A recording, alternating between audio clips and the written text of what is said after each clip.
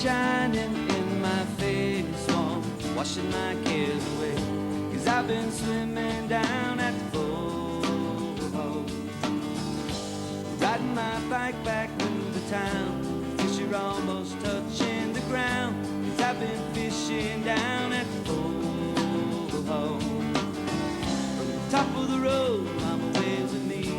Wash up, boy, it's time to eat. You take those wet shoes off your feet. Split fried chicken in the pan, biscuits made by her own hands, fried potato and potato beans. And we play football in the yard. Mama says y'all play too hard. I see Daddy start to laugh as we start itching from the grass. And now I know nothing could define us than 2 feet frozen in time, back in them good old days of North Carolina. Hello, my name is Joy Shore, and I grew up down at the river. It's a part of me. The place just inspires me, and the people back home in Bullhole have inspired me. That's why I wrote my songs.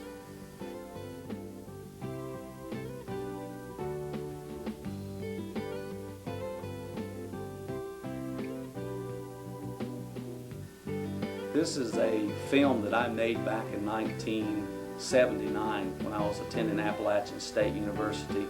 I went down and picked up Mark Williams and said, hey, I've got a school project and I know exactly what I want to do.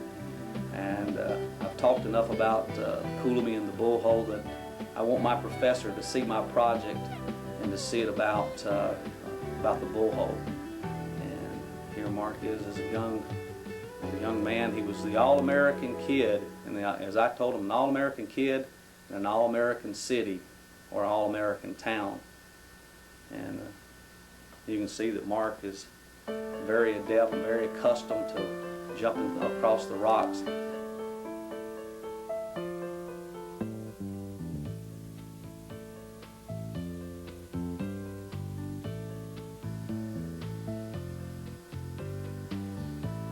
Mark Williams turned this tape into the historical side. He gave it to Lynn Rumney. And all on the tape, all it said was, this is the way the Bullhole should be. And I think what Mark was saying about that is, I think it's very apropos what he said in a simple couple lines, is he was merely saying that if we're to save the Bullhole, this is the reason we're saving it, because it's our natural resource.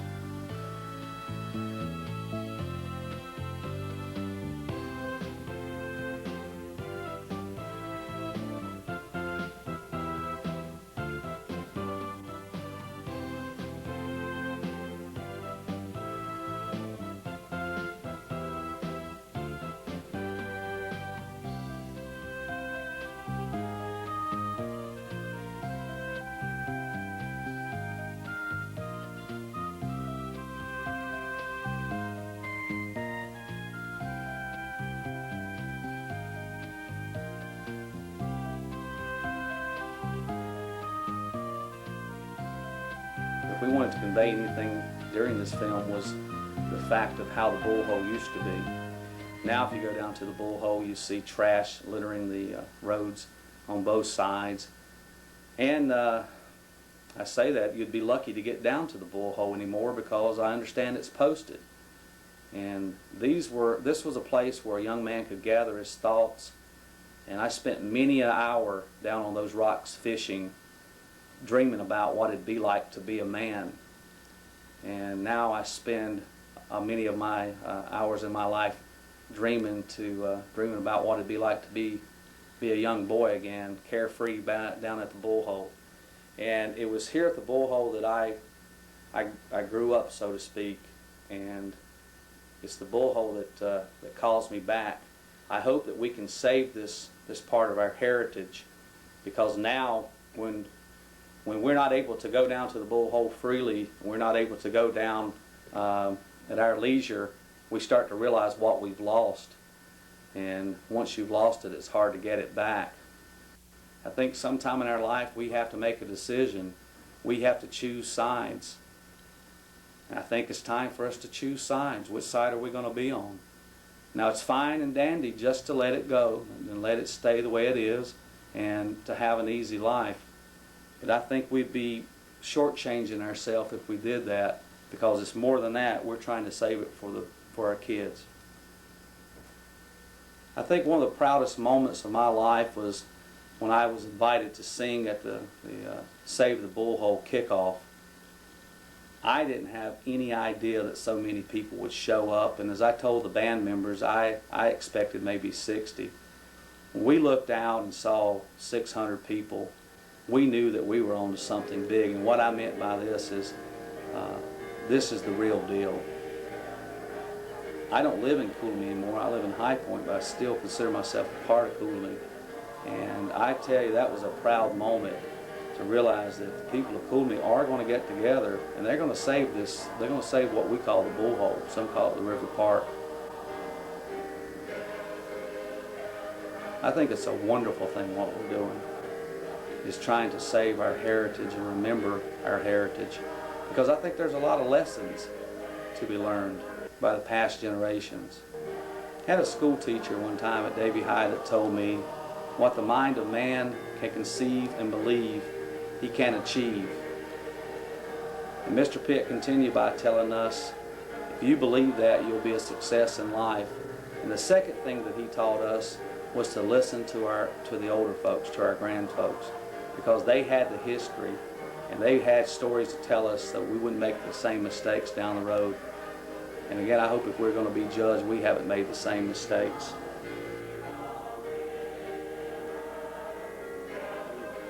I've been going down there, like I say, for years, and I've seen people come in there and camp, pitch tents, and stay for the whole weekend, have picnics and everything else, you know. But now they don't do it because they've been run off and threatened, you know, and all that, and they just don't come there anymore like they did. Tell me what kind of fish you can catch down at the river. Well, you catch catfish, crappie, brim, carp, bass, anything you want, you know about. It's a good place to fish. I'm fixing to go down there right now as soon as y'all get through. See if I can catch me a few. It's amazing now to see the water, because the last time I was down at the Bullhole, there was actually no water running across the rocks. I have a lot of people ask me about this, wanted to know where in the mountains I filmed this, and I tell them it's here in Piedmont, North Carolina. They can't believe it. Every kid in Cooley was taught the theory of balance down at the river by sliding across those rocks. I think there are a lot of important lessons in life to be taught down at the river. I know I look forward to taking my son down there, and perhaps he'll, like myself, he'll learn to swim, he'll learn to fish, he'll learn to take care of the environment. I was taught growing up that you left a place better than you found it. It appears to me anymore that people go down to the Bullhole and take advantage of it. You just don't appreciate it until you've lost it.